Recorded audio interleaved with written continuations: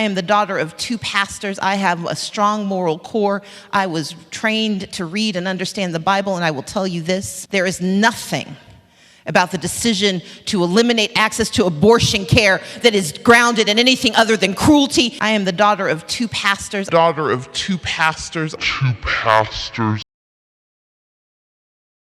Stacey and her family came to St. Mark during a very crucial time in the life of this congregation.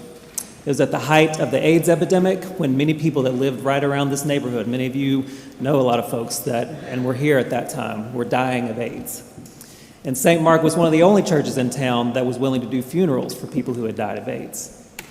And we're really proud about that. And we look back now, we know that we were on the right side of history for that one, for sure. And during that time, 1990, I believe, to 1993, one of the most pivotal moments in the life of our congregation happened. The miracle on 5th and Peachtree, and the Abrams family was there as part of that amazing moment that transformed this congregation and made us what we are today. So with that, I want to invite Leader Abrams to come up, and let's give her a warm welcome.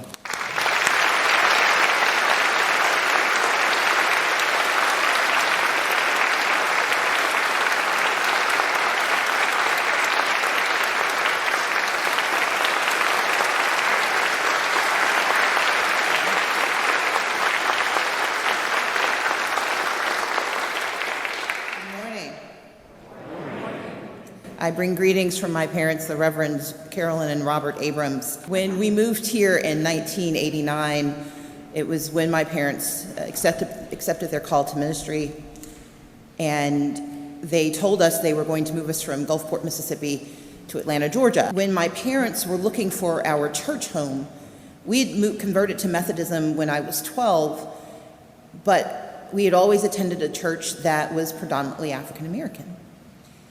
When we came to visit St. Mark for the first time, it was after my parents had taken us to visit other churches.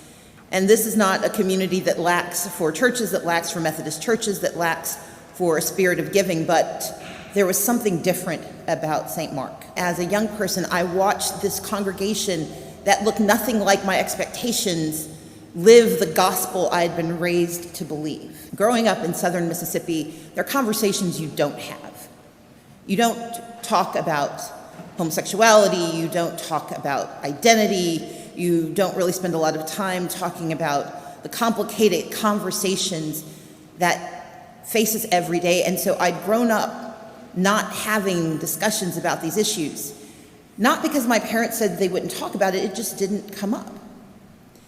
But it was here at St. Mark when the abomination of marches that started at churches on this street would come down Peachtree, reviling and castigating God's children, that I saw my parents live their faith.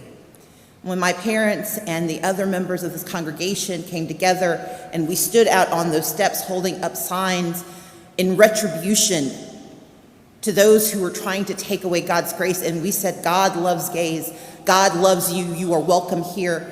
In that moment, it was this tiny black family, this predominantly white church, this non-English speaking El Salvadoran community, all standing there holding signs saying, welcome. That to me is the epitome of what my faith tells me to be. And that is why I will always be a member of St. Mark United Methodist Church. Because you will forever be the place where, as a young person, I had a chance to truly understand what a living faith looks like. It is one thing to post on social media, to whisper to your friends, but it is quite another in the face of scorn, in the face of a challenge to what you think you're supposed to do, to stand up and say, this is not right. We must do something else. It is that spirit that drives me today. It is why I am doing some other things.